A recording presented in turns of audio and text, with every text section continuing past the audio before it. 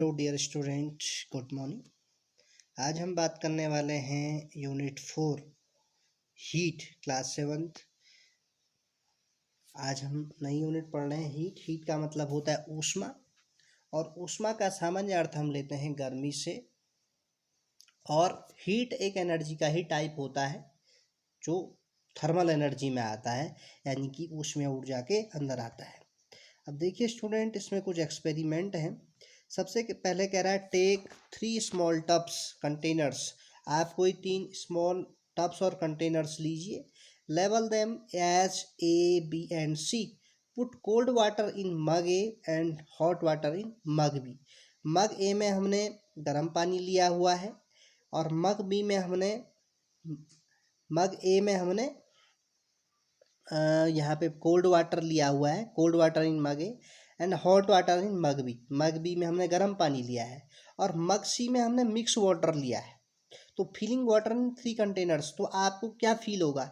जब आप cold water में डालेंगे तो आपको ठंडक का आभास होगा, हॉट वाटर में डालेंगे तो आपको गर्मी लगेगी, और जो मिक्स वाटर है, गुनगुना पानी है जो, तो उसमें डालने पर ना आपको ज़्यादा गर्मी लगेगी और ना ही ज़्यादा ठंडा लगेगा। मीन्स कि हीट एक प्रकार की एनर्जी होती है जो टेम्परेचर डिफरेंस के कारण उत्पन्न होती है, जो तापांतर के कारण उत्पन्न होती है। आप देख रहे हैं इन तीनों जो मग हैं इनमें टेम्परेचर डिफरेंस हो रहा है। एक में हॉट वाटर है, एक में कोल्ड वाटर है, एक में मिक्स वाटर है। तो इस टेम्परेचर डिफरेंस के कारण ही हमें हीट फील होती है, यानी कि ऊष्मा का अनुभव होता है। देखिए आजकल जैसे आप सुबह अपनी स्कूल के लिए जाते हैं, या आपके मम्मी पापा काम को, अपनी ड्यूटी को जाते हैं, तो उस समय मौसम ज़्यादा गर्मी का नहीं रहता है, तो उन्हें ठीक सा फील होता है। लेकिन जब वो अपने ड्यूटी से शाम को या दिन में वापस लौटते हैं, तो आप देख रहे होते हैं कि उन्हें पसीना निकल रहा होता है, उन्हें गर्मी लग रही होती है, वो आते ही पानी मांग रहे होते हैं। तो मीन्स ये क्या है, एक टेम्परेचर में डिफरेंस हो गया है, इसे ही हम हीट बोलते हैं। तो हीट एक एनर्जी है जो टेम्परेचर डिफरेंस के कारण जनरेट होती है, ड्यू टू टेम्परेचर डिफरेंस। आगे यहाँ पे देखिए कुछ और एक्सपेरिमेंट दिए हुए हैं। Hot and cold. ये हॉट एंड कोल्ड से ही हमें पता चलता है कि कैसे कोई वस्तु ठंडी या गर्म, इसका आभास हमें किससे होता है? टेम्परेचर डिफरेंस से। अब देखिए स्टूडेंट, एक बात और मैं यहाँ पे बता दूँ आपको। जैसे जाड़ों के दिनों में आप देख रहे होते हैं, या बारिश के दिन में आप देख रहे होते हैं कि यदि आप एक हाथ से लिख रहे होते हैं, वो हाथ आपका ठंडा है, और एक हाथ आपने रजाई या कंबल के अंदर रखा है, तो वो हाथ आपका क्या है? गर्म है। जब आप दोनों हाथों को मिलाते हैं तो आपको लगता है कि एक ठंडा है, एक गर्म है। और जब आप दोनों को रगड़ते हैं आपस में, तो तब तक रगड़ें आप यदि, तो यानी कि हीट ट्रांसफ़र होती है, आपका दोनों इक्विलिब्रियम स्टेट में आ जाते हैं, दोनों फिर सेम टेम्परेचर ले लेते हैं। दोनों हाथ ना तो ज़्यादा गर्म और ना ज़्यादा ठंडे रहते हैं। अब यहाँ पे एक हॉट एंड कोल्ड ऑब्जेक्ट की टेबल दी है। जैसे आइसक्रीम, या आपने खुद करने हैं आइसक्रीम कोल्ड, जैसे कोल्ड कूल है, तो कूल के नीचे आपने टिक कर देना है। Spoon in a tea cup. Spoon, जो गरम चाय में स्पून डाली है। Fruit juice. Handle of a frying pan. Fry pan का जो हैंडल है वो कैसा लगता है आपको? तो ये आप ऑब्जर्व कीजिए और इनको करिए। आगे हम बात करेंगे हीट की। तो heat is now defined as energy, एक ऊर्जा है, that is transferred between a system and its environment. जो सिस्टम और उसके एनवायरनमेंट के बीच क्या होती है? ट्रांसफर से होती है। अब टेम्परेचर डिफरेंसेस, यानी कि तापांतर के कारण किन किन के बीच? सिस्टम और एनवायरनमेंट के बीच, जो आपका निकाय है। सिस्टम, जैसे हम यदि बड़ी क्लासों में सिस्टम की बात करें, तो फॉर एग्जांपल किसी कमरे में भरा हुआ कोई गैस सिलेंडर एक सिस्टम का कार्य करता है, कि उस पर कोई प्रेशर, टेम्परेचर, वॉल्यूम का प्रभाव नहीं पड़ रहा हो, तब वो एक सिस्टम कहलाता है। The symbol Q is represent to the amount of energy transferred by the heat between a system and its environment। तो सिस्टम और इट्स एनवायरनमेंट के बीच जो हीट मतलब टेम्परेचर डिफरेंस होता है उसे हीट बोलते हैं, और हीट को हम कैपिटल Q से रिप्रेजेंट करते हैं। अब देखिए स्टूडेंट, यहाँ पे कह रहा है कि ट्रांसफ़र होती है किस किस के बीच? सिस्टम के बीच और एनवायरनमेंट के बीच। फॉर एग्जाम्पल, आपने थर्मस में गर्म पानी रखा हुआ है, या गर्म चाय रखी हुई है, तो यहाँ पे आप देखते हैं कि थर्मस में काफ़ी देर तक चाय या पानी गर्म रहता है, क्योंकि उसमें क्योंकि वो क्या है, एक सिस्टम है और बाहर क्या है, एनवायरनमेंट है। तो एनवायरनमेंट से हीट ना तो उसके अंदर जा पाती है और ना ही उसकी हीट बाहर आ पाती है। लेकिन एक समय बाद क्या होता है, टेम्परेचर डिफरेंस होने लगता है। यदि आप 5 घंटे 6 घंटे 8 10 घंटे तक रखोगे तो खुद ही वो चाय धीरे धीरे उसकी ठंडी हो जाएगी। तो यही कंसेप्ट होता है हीट का।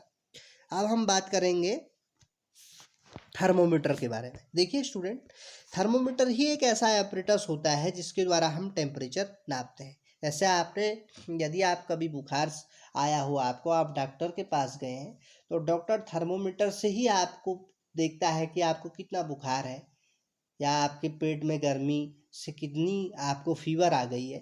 तो यही थर्मोमीटर होता है, जो एपरेटस जिसका यूज हम करते हैं हीट को मेजर करने में।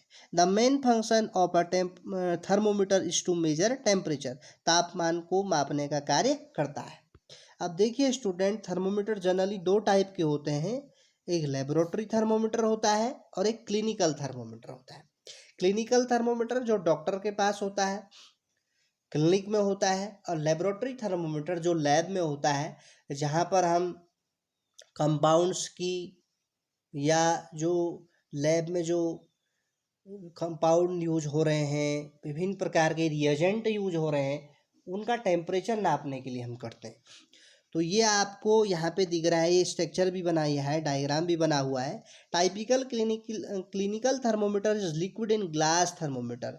एक ग्लास थर्मोमीटर होता है लिक्विड में, और इसकी जो रेंज होती है वो 35 degree Celsius to 42 degree Celsius होती है। यानी कि 35 से 42 डिग्री सेल्सियस के बीच होता है। यानी कि मिनिमम 35 डिग्री सेल्सियस होगा और मैक्सिमम 42 डिग्री सेल्सियस होगा। It has a constrictions for preventing liquid fall back to the bulb immediately after taking the reading। देखिए, थर्मोमीटर का प्रयोग करने से पहले एक तो अच्छी तरह से इसको धो लेना चाहिए। दूसरी बात क्या है कि थर्मोमीटर को पढ़ते समय उसे बल्ब की तरफ से नहीं पकड़ना चाहिए। यही यहाँ पे कह रहा है कि जब आप उसमें रीडिंग पढ़ रहे हो तो रीडिंग लेने के बाद तो उसे कभी बल्ब की तरफ से नहीं पकड़ना चाहिए। ये मरकरी है, ये कंस्ट्रिक्शंस है इसमें। दूसरी बात क्या है कि थर्मामीटर का प्रयोग करने से पहले यह देख लेना चाहिए कि उसका मरकरी लेवल 35 डिग्री सेल्सियस से कम हो। इसमें मरकरी भरी हुई होती है, तो उसका जो मरकरी लेवल हो वो 35 डिग्री सेल्सियस से क्या होना चाहिए, कम होना चाहिए। दूसरी चीज़ क्या है कि थर्मोमीटर के मरकरी लेवल को दृष्टि रेखा में, जहाँ पर आपको साफ साफ दिख जाए प्रकाश में, वहाँ पर लाकर उसको रीडिंग करना चाहिए। नेक्स्ट है हमारे पास ये, यहाँ पर भी बताया गया है कि क्या क्या हम यूज करें। तो thermometer should be washed before the after use. Use से पहले धो लें, देख लें कि उसका मरकरी लेवल 35 डिग्री से कम हो। Read the thermometer keeping the level of mercury along the line of site, यानी कि दृष्टि रेखा में पठन करें। Don't hold the thermometer by the bulb while reading it, यानी कि बल्ब की तरफ से नहीं पकड़ना चाहिए। तो ये नोट्स आप अपनी कॉपी में प्रिपेयर करते रहें नोटबुक में। जल्द ही आपकी नोटबुक चेक होने वाली है।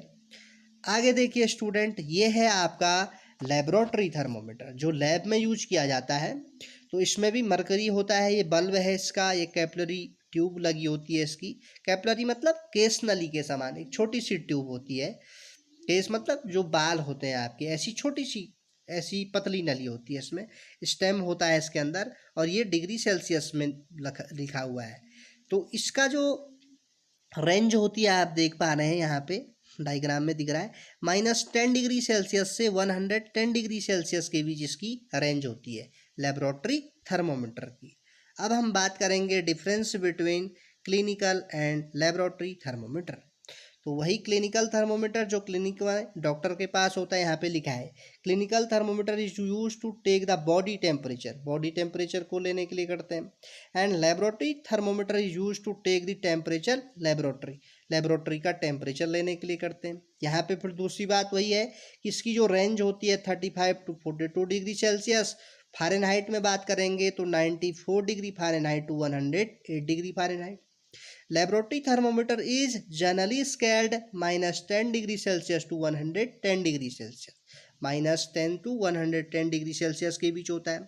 Mercury level does not fall on its own, इसका मर्करी लेवल स्वयं नहीं गिरता है, as there is a kink near the bulb of prevent the fall of mercury level. यानी कि जब आप इसको पढ़ रहे हैं तो 35 डिग्री से कम लेकर इसका मर्करी लेवल रीडिंग करनी चाहिए। Mercury level falls on its own as no crick is present, तो स्वयं ही इसका गिरता रहता है। Temperature can be read after removing the thermometer from armpit और माउथ। नेक्स्ट है यहाँ पे इसका लेबोरेटरी थर्मोमीटर में इसका उल्टा हो जाएगा। To lower the mercury level jerks are given, lower करके पढ़ें। No need to given jerk down the, mercury level को कम करने की जरूरत नहीं पड़ती है। तो इस प्रकार से आज हमने बात की हीट के बारे में, हीट के कुछ एप्लीकेशन के बारे में, कुछ एग्जाम्पल के बारे में, कौन सी कोल्ड होंगी कौन सी हॉट होंगी, ये मैंने आपको होमवर्क में दिया है कि आप खुद ऑब्जर्व करें, खुद देखें कि कौन सी ऑब्जेक्ट ही आपकी कोल्ड होती हैं और कौन सी हॉट होती हैं। उसी बार फिर हमने बात की थर्मोमीटर के बारे में, जिससे टेम्परेचर मापा जाता है। थर्मोमीटर जनरली 2 टाइप का होता है, क्लिनिकल और लेबोरेटरी। फिर हमने इसके बारे में डिफरेंस पढ़ा। आज की क्लास में इतना ही। आप सभी को श्रावण मास के प्रथम सोमवार की शुभकामनाएं। धन्यवाद। आपका दिन शुभ हो, कल्याणकारी हो।